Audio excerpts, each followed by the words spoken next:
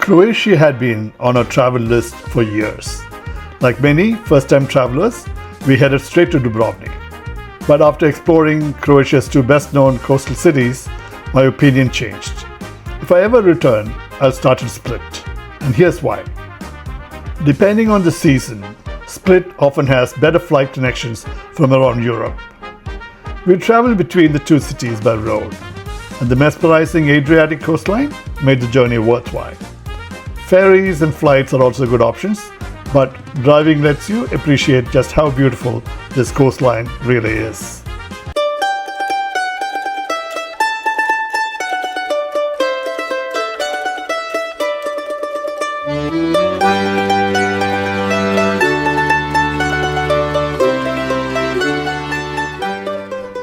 My first impression of Split was that it felt like a real coastal city rather than simply a tourist destination. Diocletian's palace sits at its heart, but life extends well beyond the ancient walls. Even inside the historic center, Split felt surprisingly relaxed. It was easy to wander quiet streets, stop for a coffee, and simply enjoy the atmosphere without constantly feeling swept along by the crowds. Split's old town is smaller compared to Dubrovnik, but it feels more lived in. In Split, the old town is one of the attractions, while in Dubrovnik, the old town is the attraction. While Dubrovnik is recognized as being the backdrop for many of the scenes of Game of Thrones, fans will also recognize many familiar filming locations throughout Split's old town.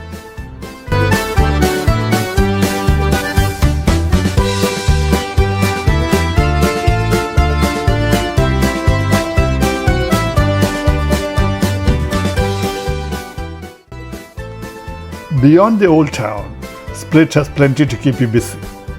Modern shopping areas, beaches, and waterfront walks give it a more cosmopolitan feel than many historic European cities. If you are into cruises, you'll be happy to note that both Split and Dubrovnik are popular cruise ports. If you're looking for a quick tour of the city, there are a few hop-on, hop-off style operators, though the one that we got into only offered hop-on, which meant you sit in the bus and look at the sights as they drive by. If you like the video so far, please consider subscribing. We are a very small channel and your subscription is valuable to us.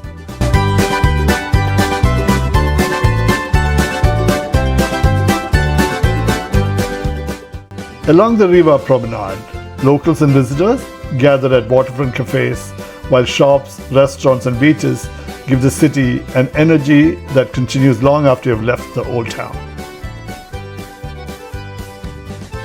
Split also has its share of modern and semi-modern buildings and restaurants and shopping streets that gives you a different perspective and variety from just the old town.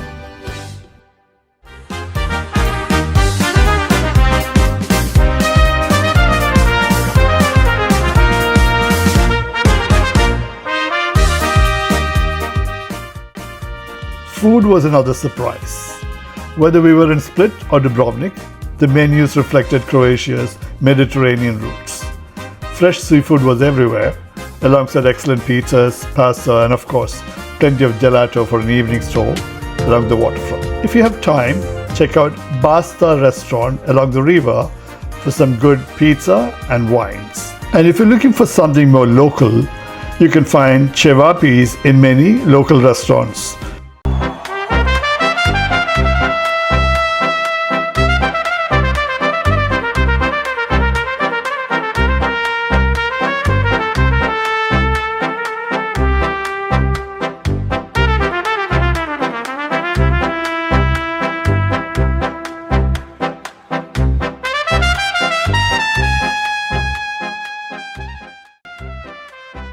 If you have extra time, nearby Omish is a well worth visit, with its dramatic cliffs, Riva Canyon and Adriatic scenery. If you choose to take an Uber, it'll cost you around €30 one way.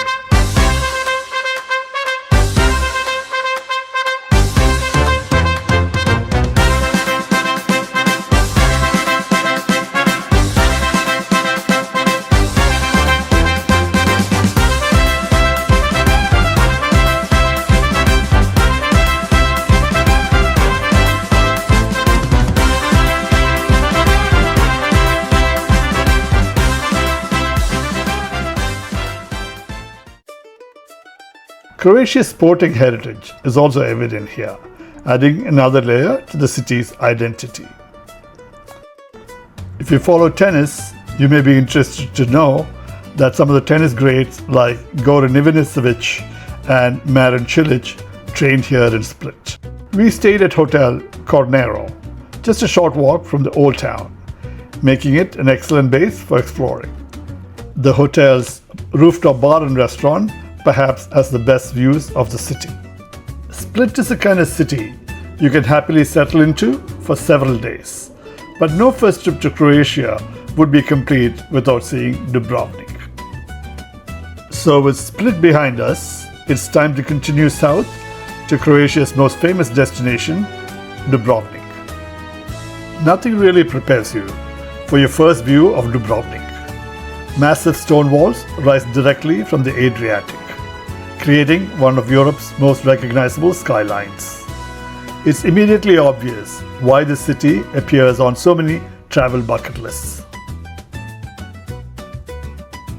If you visit during the warmer months, you can enjoy some of the incredible views as you chill out at the Banije beach.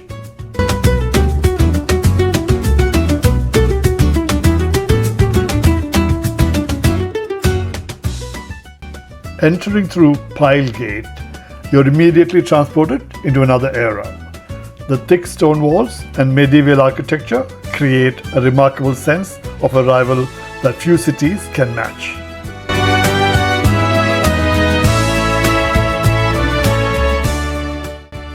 Dubrovnik's terracotta rooftops, cascading towards the brilliant blue Adriatic, have become one of Europe's most recognizable travel images. It's a view that's instantly recognizable and even more breathtaking in person. Unlike Split, Dubrovnik revolves almost entirely around its historic center. During our visit, it was noticeably busier, with visitors filling the narrow streets throughout the day.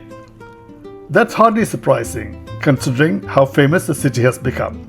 But it creates a very different atmosphere from the more relaxed pace we experienced in Split.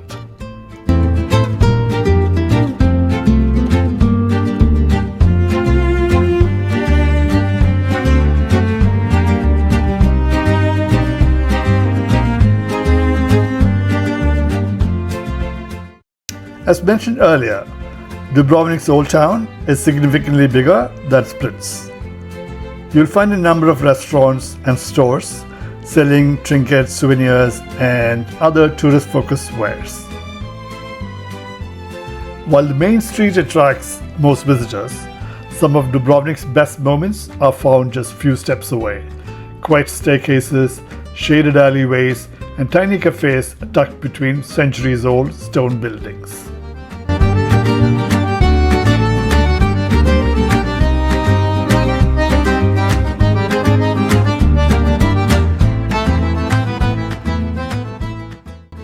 Standing on a rocky cliff just outside the walls is Fort Lovrijenac. For centuries, it guarded Dubrovnik's western approach and remains one of the city's most dramatic landmarks. Fans of Game of Thrones may also recognize it as Red Keep.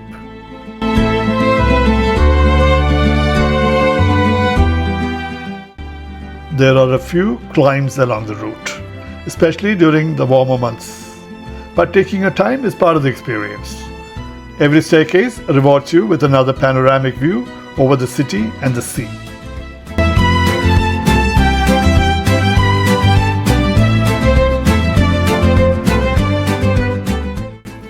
Looking down from the walls, the maze of narrow streets takes on a completely different perspective.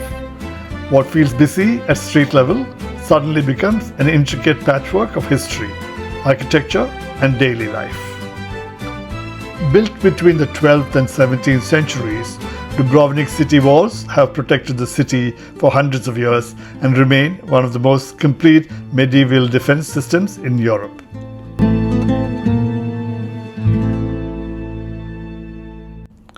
Lokrum Island, located just a 15-minute boat ride away, is a popular nature-protected reserve.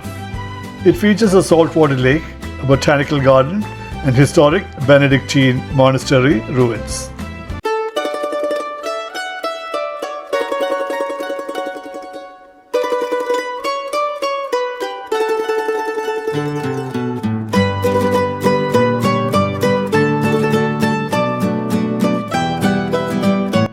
We stayed at Hotel Excelsior, whose restaurant overlooks the Adriatic and offers some wonderful views back towards the old city.